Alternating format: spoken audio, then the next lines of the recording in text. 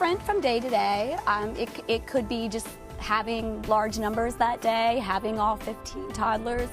It's very different when you've got a room of 10 compared to a room of 15. If you're not feeling well that day, that can be very difficult.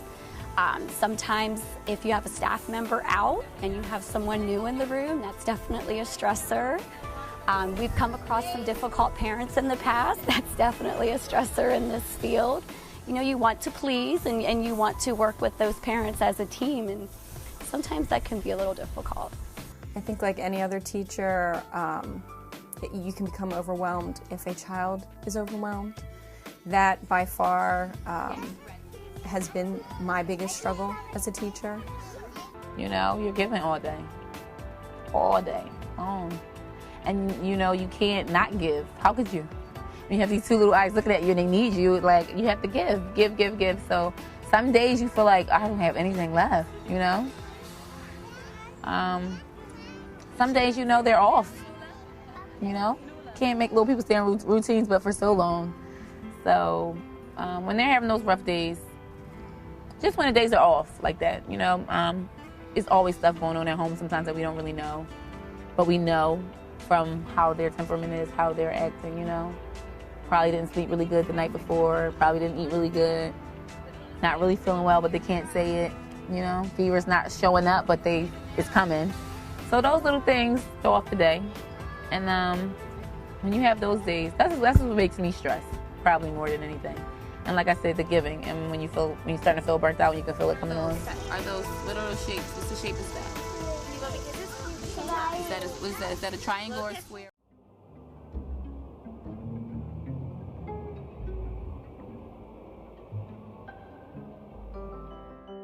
Whenever you have a meeting with your coworkers or people in other rooms who are in the same situation that you are, or with your administration or a supervisor, to bring that up.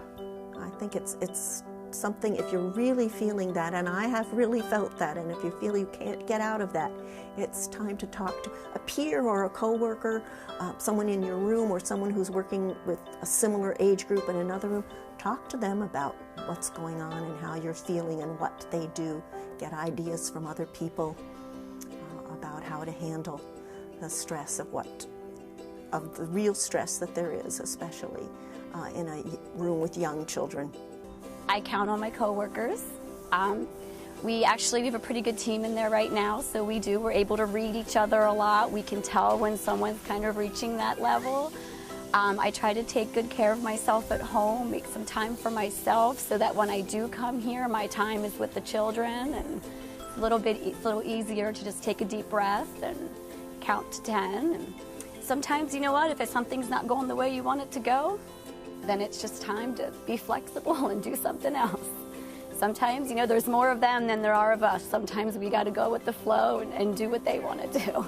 And that really helps relieve a lot of stress too, just following the lead and the mood of the room instead of trying to go against it. We collaborate with each other. We learn what each other's strengths are, what each other's weaknesses are.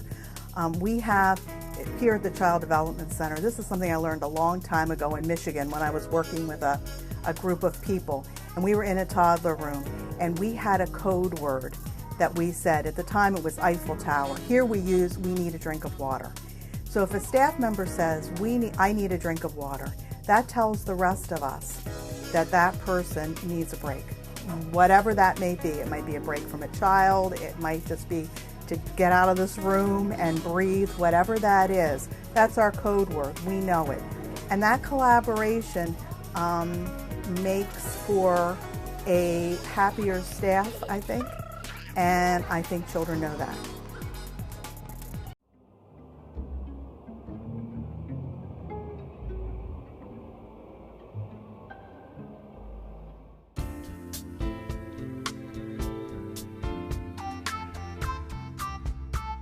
It's very easy to talk ourselves out of doing self-care because in the moment, especially when we're in any kind of caregiver capacity, it feels like our priority should be taking care of others. But it's just like when you're on the airplane and they tell you you're supposed to secure your own oxygen mask before you start helping others. That's absolutely true when you work with kids or you're in any kind of a caregiver or helping human services capacity.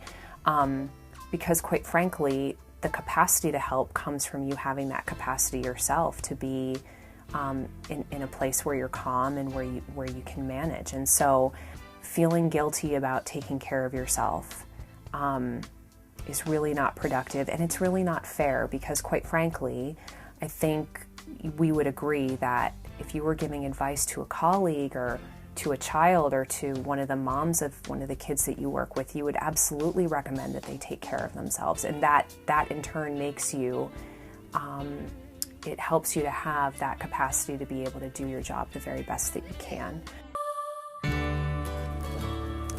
You know, it's difficult, especially when you're younger. You tend to stretch yourself a little thin, you know, a lot of different things and events going on in life, and it's hard to really focus and to do the job and to be the best you can for the children if you're not at your best, if you're just tired and you're stressed out, and it's extremely difficult. This is not a job or a field that you can be in if you're not emotionally, mentally, or physically all there. It's extremely difficult, extremely. So you have to make that time. You have to take care of yourself, because if you can't take care of them. And they're not able to take care of themselves yet, so who will? Because I think teachers really often pride themselves on being able to manage so much so often, but there really are times where it's just necessary to ask for some help. And I think that reframing asking for help as not being able to do your job to really doing better at your job, because you're remembering that in order to do the best that I can for these kids, sometimes I do need extra help. And so it really is a strength to be able to ask for help. But I think for teachers it can be really difficult to remember that in times, because teachers are so dedicated and so want to be able to manage things on their own. And I think teaching can be a little bit isolating. If you don't have a team around you, it can feel a little bit like you're the lone wolf. But I think knowing that can contribute to feeling really maxed out sometimes, it's really important to be able to reframe and know that when you ask for help, that's a really, really good decision, and it's good for you and for the kids that you're teaching.